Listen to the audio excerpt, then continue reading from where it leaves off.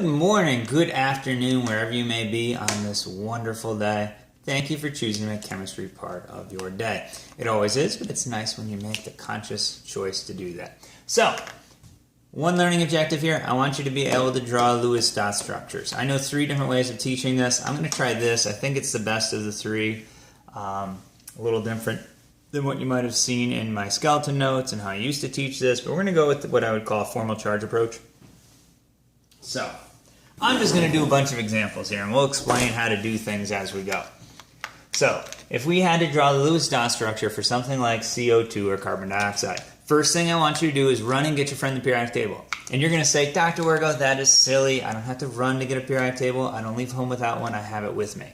Awesome. Good for you. Now that I've given you enough time to run and get a periodic table and come back, you're going to find carbon. You're going to see it's 4 blocks in. We're in family 14. And you're going to say 4 valence electrons and 4 more to get to 8. Gives me 4 bonds is our target. This is a must. That's a target. Do the same thing with oxygen. Family 16. 6 valence electrons. 2 bonds is our target. And then we have 1 carbon atom and 2 oxygens. So we're going to draw 1 C and 2 O's. And then I want you to put the 4 dots around carbon and the 6 dots around oxygen like we talked about in the last video. This is our starting point. So this is all just the basics. It doesn't matter where you stick the O's. You want to put them over here, it doesn't matter. Just put them somewhere on the board. The one with the most dots by itself typically is a central atom. A textbook would say the one with the lowest electronegativity, most bonds, furthest over to the left and down. Those are all good ways. Or if you have one of one thing and a bunch of the others, put the one in the middle. Sometimes common sense works as well. So anyway, and there's a lot of different ways of doing this. What we want to do is find single dots and connect them. Carbon's going to be in the center, and I think it becomes pretty obvious, if we're doing this, that we just connect the single dots like this. And at this point, we've drawn a correct Lewis structure. Now, I'll say 2 things. This looks horrible. Don't leave this as your answer. Rewrite it once you figure it out so it looks decent.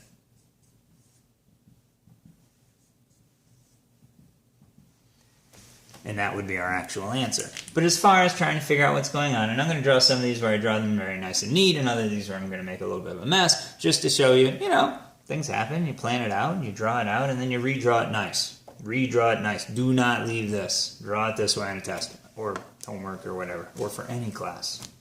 You want to look professional. Okay, so that's about it. So these are going to be straightforward standard examples. When that's the case, it's really easy. You're just connecting dots. Ding, ding, ding, ding. So we could do the same thing here. A carbon, 2 hydrogens, 2 Cl. So hydrogen, hydrogen, carbon, Cl, Cl. Hydrogen gets 1 dot. Chlorine gets 7. Carbon gets 4. This part we don't have to really worry about. We're just connecting the dots and it'll be okay. And like I said, connect the dots, and actually this looks clean. I don't even need to rewrite this. This looks like a nice Lewis dot structure. We're fine. Ni3, same idea. Nitrogen's 5 blocks into the periodic table, 5 valence electrons. Iodine 7 valence electrons. There's our target number of bonds, but really that doesn't matter. Connect the dots. There's a iodine by itself, and again, this doesn't look right? The little loopies, and I got to draw around. That's fine. I connected my dots. Now I'm going to draw it clean so it looks nice. Nitrogen's still got a lone pair on top. Iodine, iodine, iodine. Put in my lone pairs. Do not get lazy on me. Those lone pairs matter. Put those in, and that would be it. So for these standard pictures, it's really as easy as connecting the dots. What I do want you to realize, though, is we got to go to the periodic table, find our valence electrons. We got to draw the symbol with the right number of dots around it. That's very important. Now, what happens when the dots change? I.e., what if there's a charge? What if we have an ion? And of course, you know that chemistry is really the study of those electrons. So ions mean we've either gained or lost electrons. So we're going to start with the same basic premise. Go to our friend the periodic table, see that carbon has 4 electrons, see that oxygen has 6, draw 1 carbon and 3 oxygens, put my dots around. Same starting point as the last slide. Except now, we have these 2 extra electrons. So we have to add 2 electrons to our picture. Where do they go? The short answer is, if you're doing this correctly, they should go on the outside. The longer, more correct answer is they should go on the element with the highest electronegativity, and we should split them up as much as humanly possible. Remember, negatives want to be spread out. So oxygen is closer to the upper right-hand corner of the periodic table than carbon. It has a greater electronegativity, creating those polar bonds. So I'm going to put one on this oxygen. I'm going to put one on this oxygen. It does not matter which two I choose. I just put them in there. I chose a different color just to kind of emphasize those are extra ones. Remember, we got to add those 2 electrons in. And then from here, we're back to connecting dots. Here's a dot by itself, dot, dot. And look, we're done. And if you wanted to say that those are negative because that's where we added the extra dot, you would absolutely be correct. This doesn't look nice. So I'm going to redraw this so it looks nice. And if you have a charge, there's 2 ways to do this. The more formal way is to put brackets around the whole thing and put a 2- like that. The other way is to indicate where we actually put those extra electrons, and you could put a negative circle, then a negative circle by those 2 atoms. Both of those would be good indications of where the charge is and that this is an ion and not a neutral molecule. Okay. So how does this change if we modify this slightly and we add hydrogen? So same thing. Didn't do a very good job of leaving room here, so let me make the dots a little bigger so it's easier to see what's going on. I hope you can see the dots at home, actually. Maybe I should have made all the dots bigger. Anyway, same idea. Carbon with 4, oxygen with 6, oxygen with 6, oxygen with 6, hydrogen with 1. We got to add 1 electron. We're going to add it to one of the oxygens because they have greater electronegativity. So let me just put it up here. And now from here, we're connecting dots again. Dot,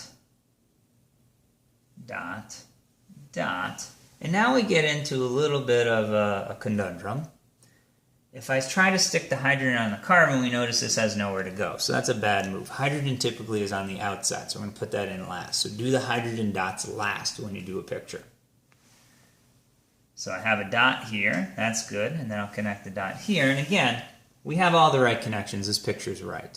Is it pretty? Can someone else read it? Nah. So we're going to redraw it so it looks nice. And I don't care about geometry or how pretty this is, but I do care that we have the right connections indicated. So you might draw it like this. Again, my extra dot's on this one, so I'm going to label the negative this way, just to show you the 2 different ways of labeling. We could just as easily put a bracket over here and put a negative out here. A lot of times charges are circled so they don't get confused with bonds or other things on a drawing or just a string mark. Okay, so hopefully that wasn't too bad. Same idea, NH4, what do we do with a positive charge? Well, we do the same thing. Nitrogen, we go to the periodic table, 5 blocks in, hydrogen 1 block in, nitrogen with 5 dots, hydrogen with 1 dot. Positive means we need to remove 1. If we added the electron to the outside, we're going to remove the electron from the middle. So I'm just going to remove this guy right here. Goodbye. Connect my dots. And again, correct picture, kind of crazy looking, correct picture. And then we just redraw. And if I erase the dot from the nitrogen, my positive charge is on the nitrogen. We'll actually go through how to calculate the charges. It's called formal charge. But if you look at where the dots are, that'll actually tell you your charges, and you'll be really good. It's a nice way of doing this and tying it all together. One more, just for the sake of, oops, I didn't even do it right. One more for the sake of argument, SO4. I need 4 oxygens for SO4. We got sulfur, we got 4 oxygens, 2 minus charge. Add in those 2 negatives. I'm just going to stick them. Boy, that's poorly drawn. I'm going to stick them right there. And then, again, we're back to connecting dots. And I want to show you, because this one's going to be a little bit different. Easy, there's my 1, there's my 1, pretty simple. Now all my dots are paired on the sulfur, and the oxygen still has 2. Now what we can do is we can break one of those lone pairs. We do this as a last resort. We connect all the single dots as best we can. And then we go in and we break this. So I can break that up and draw 2 lines. And again, this may happen to you at home if you don't plan too well, which why would you if you don't know your chemistry? You may get where you have to kind of cross the lines a little bit. So again, when you're all done, we want to redraw this so it looks halfway readable. Got a double here, I got a double here, oxygen, oxygen, ping, ping, ping, ping, doo, doo, doo. Put in a whole bunch of dots, indicate where I put the extra ones, and this would be the correct Lewis dot structure for sulfate. So again, this is really, I think, the best way of doing these. Let's do a couple more quick examples. Let's do less than 8. These are easy. I just want to remind you that not everything gets an octet. And if you look at what we're really doing here, we're kind of avoiding the octet rule altogether. We have ones that are going fast, ones that are less. So if we take BF3, boron's 3 blocks in, fluorine 7. We draw 3 fluorines and 1 boron. We end up with a picture like this. Connect our single dots. And we're done. Again, redraw this so it looks halfway decent. But if we look at what we're left with, boron only has 6 electrons around the central atom. Totally fine. Beryllium's going to do a similar thing. 2 electrons, connect our single dots, and we're done. I don't know that you need me to redraw that. I mean, I suppose we could probably draw that so it looks nice. And then lastly, something like hydrogen. So again, hydrogen's always going to avoid the octet rule. Beryllium, boron, lithium, those are your ones that are going to be less than 8. Just as a quickie reminder, this structure works nicely. This way of doing it avoids some of those octet issues and overemphasizing the octet. We already did one of these if you look closely, but I want to do a couple more where we go past 8. What does that look like? So again, same framework. Periodic table, electrons, dots. Periodic table, electrons, dots. Periodic table, electrons, dots. Frame it out. If we have a charge, we have to take that into account. So I'm just going to add those to the oxygen. It seems like a nice place to put some negatives. And then the rest of this becomes dot connecting. Do the singles where you can. And sometimes it's easy to do the singles, and sometimes it's hard. Because now we get into a bit of a conundrum, right? There's my singles. And if you notice, none of these pictures are done. So this is what it would look like with an octet, but none of these are done. None of these are actually going to follow the octet. So what do we have to do? We got to break some of those lone pairs on the central atom. So how do we do that? We just go ahead and do it. Break, break, break, break. And over here it's going to be the same thing. I probably should have drawn this a little different, but this is more realistic with some of the messes you may get on your sheet of paper. And then we just have to redraw this nicely. So we got sulfur with 4 fluorines, a lone pair in the middle, and then the fluorines all have their bazillion electrons. And that would be our picture. Same thing here. We can redraw this so it looks halfway decent. Something like that. And same thing here. If I can follow what I do, I got a double to an oxygen. I got a single to an oxygen to a hydrogen. Single, single. And that's where my negatives are. And that, in a nutshell, is how you draw Lewis dot structures. I did quite a few examples. That is the easiest way to do these things. I hope this worked well. Have a wonderful day. Continue to be fantabulous, and remember to practice this.